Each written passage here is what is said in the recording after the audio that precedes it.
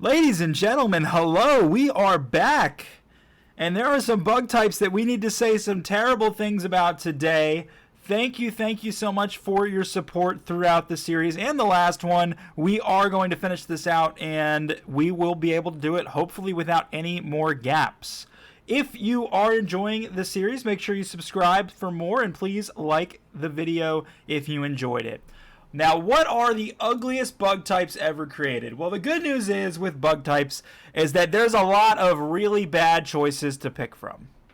Quite honestly, some of these designs are creative, and then some of them are this. At the end of the day, Venonat, excuse me, it's fighting. I'm literally fighting allergy season. Let's see how many times that happens. Venonat is quite literally the epitome of Tangela, but it's a bug type. And then it evolves into a moth.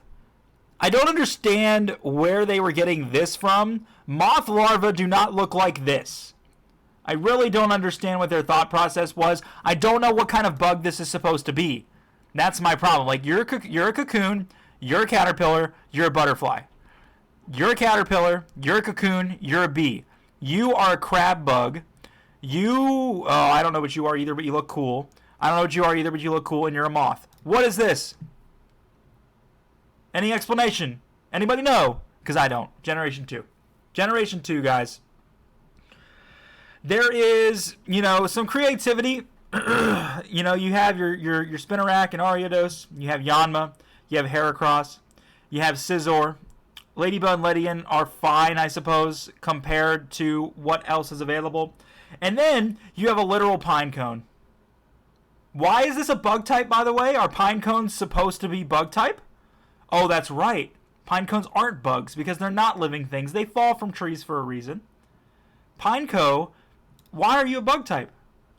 And why is an actual pine cone a Pokemon? Come on, man. We're better than that. Generation 3. It is 100% our favorite air mattress. I really like the Generation 3 bug types. I think they all look really, really good. Volbeat looks like a Pokemon. You can't unsee it. It looks like an air mattress. Like, look at it. Like, do you not see an air mattress? Its body is basically an air mattress. So, we just gotta, live with it. At the end of the day, Illumise will never be a good Pokemon. It doesn't matter what they do. It's just too weak. And I don't even think they've put it in any of the modern games because they know nobody wants it. So, why even bother to animate another sprite when they don't have to? Generation 4. Generation 4 has some great Pokemon. And then they have Kricketune. But, I actually am going to say something about Kricketune. Creating a bug type with a mustache, a lot of people might say is horrifying based off the way Kricketune looks. The thing you have to understand, though, is that Kricketune wears that mustache with confidence, whereas Kricketot just hides in his little shell. And honestly, I think Kricketune is cool specifically for the mustache, but Kricketot is just terrible. The rest of these at least make some sense. This does not. Generation 5. There are some ugly Generation 5 bug types. There really are. There really, really, really, really are. In my personal opinion, if it were up to me, I would go with Escavalier. I don't know why you thought, oh, let me take this guy and put him into armor, and he's a new Pokemon all of a sudden. All they did was add armor. And as cool as a Pokemon that's similar to this would look, this just didn't work out at all. Generation 6. They didn't add a whole lot, but they did add a lot of Megas. And they added, in my personal opinion, that I talked about in the fighting video, but I'll talk about it again today, the worst designed Mega in the game. I love Mega Heracross. I love Heracross. I think Mega Heracross is cool. I think he is super strong. And I think it's good that Heracross got a Mega. I think it let a lot of people like the Pokemon a lot more. The problem is, giving Heracross a Mega Evolution is not the problem. The problem is, this is what the design team came up with. oh, we're going to introduce Mega Evolution. It's going to be one of the biggest generational gimmicks we've ever created. We're going to expand on it. People are going to love it. It's going to be super overpowered, and we're going to make all the designs look really, really, really, really cool, said Game Freak. And then they made Mega Heracross. And the worst part is, the designers made Mega Heracross, showed it to Game Freak, who compared it to the other Megas that they created, and said, okay, yeah, this one's fine. What? How would this be fine to you?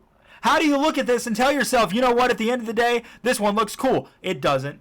I'm really disappointed. I still used one, as did everybody else, but I'm so disappointed in how terrible this thing looks. Terrible. Generation 8.